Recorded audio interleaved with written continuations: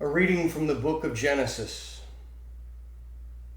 In those days, the Lord said, "The outcry against Sodom and Gomorrah is so great, and their sin so grave, that I must go down and see whether or not their actions fully correspond to the cry against them that comes to me. I mean to find out." While Abraham's visitors walked on farther toward Sodom, the Lord remained standing before Abraham. Then Abraham drew nearer and said, "Will you sweep away the innocent with the guilty? Suppose there are 50 innocent people in the city of Sodom. Will you wipe out the place, or rather spare it for the sake of the 50 innocent people within it?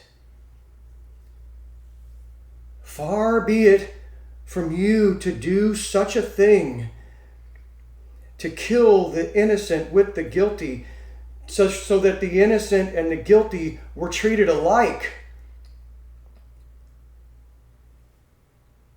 Should not the judge of all the world act with justice?" The Lord replied, "If I find 50 innocent people in the city of Sodom, I will spare the whole place for their sake." Abraham spoke up again.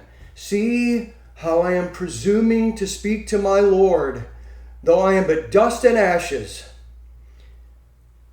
What if there are 5 less than 50 innocent people?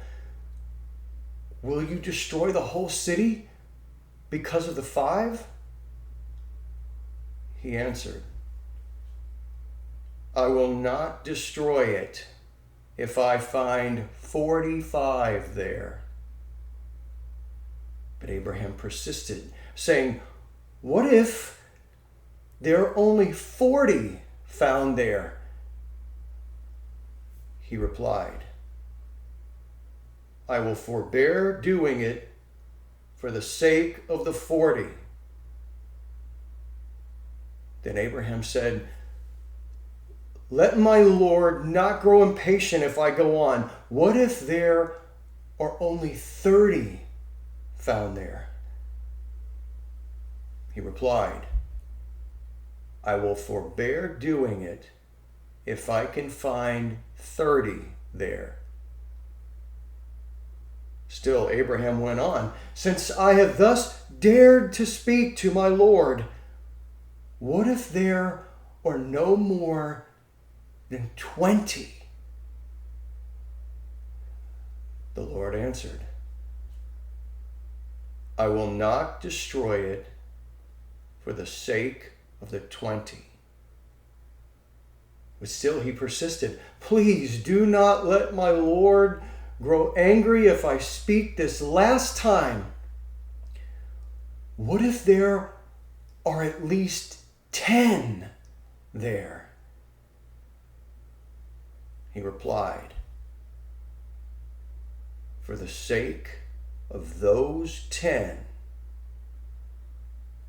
I will not destroy it." The word of the Lord.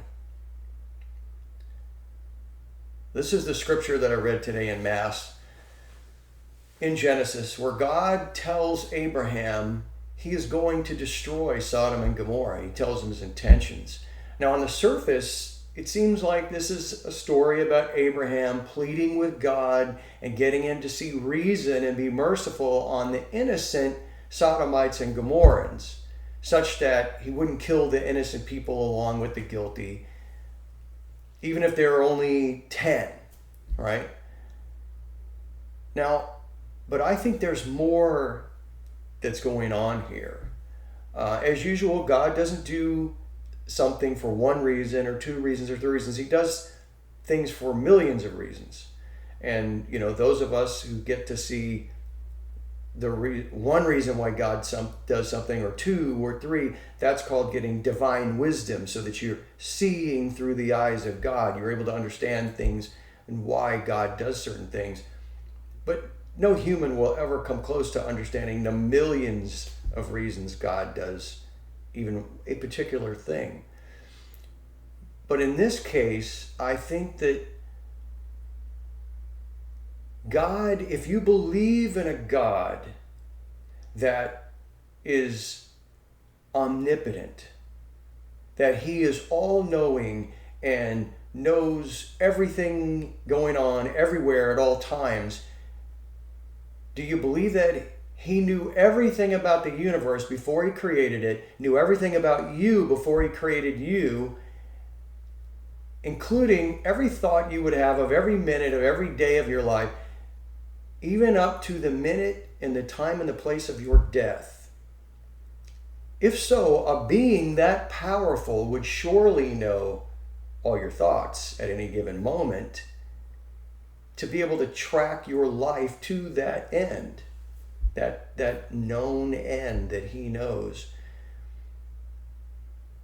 He would be that all-knowing and all-powerful. So with that knowledge of the nature of the omnipotence and the scope of the omnipotence of God, I don't think everything that's going on in the scripture is easily seen. I think, for instance, I don't think God really needed to go down to Sodom and Gomorrah to find out how bad they really are and to find out who's good and who's bad. I think he already knew that. I think, so if that's the case, why did this conversation take place? I think it was staged by God to teach Abraham some things about God's anger against sinners, his mercy, and his justice. Sometimes you have to show the people instead of telling the people. It's just like when you're a parent and you have kids. Are you able to just put a list together and say, these are the things you should do and these are the things you shouldn't do, and these are all the things about the world I want you to know and understand and believe and know in your heart, and your kids just pick it up like that? No, that's not the way it works. That's not human nature. And God knows human nature better than anybody else. So he knows he can't just tell you something and you're going to know it all the time, know it the way he wants you to know it. So I think he had to show Abraham. He had to have Abraham experience God's mercy and God's justice. And I think he had to put Abraham in a moment in time where he's pleading for the lives of the innocent. Pleading. He's negotiating. And who is Abraham? Remember, Abraham at the time, he's God's chosen founder of the chosen people. His descendants are going to number like the sands on the seashore, right? That's a special person. And at the time, Abraham was already one of the wealthiest men in the world. That scholars say he was. And so he was a very good negotiator. And he's negotiating with God. And God knew he was going to negotiate because, why? Because God made Abraham. He created him. He knew who he was before he was born. And so he knew that at this point in time in Abraham's life was the moment where he was going to teach Abraham about his mercy. And so he's playing this out with Abraham so that Abraham will never forget it. It will be a scene in Abraham's life where he spoke with God and pleaded with him in person for the innocent lives of those two cities. So Abraham will never forget that. And one of the clues in this scripture that support, I think, what I believe about this is the moment right after God declares his intentions, his just intentions about Sodom and Gomorrah. Abraham's visitors, his friends, they start making their way away from God. Like, okay, I think it's time to go over to Sodom then. But God doesn't start walking toward Sodom, even after he just said, I'm going in there and I'm going to find out who's good and who's bad. He doesn't move. He lets them walk and he stays right in front of Abraham. Why? Because he knows what Abraham is about to say. He knows what conversation is about to take place. And he's giving Abraham that chance.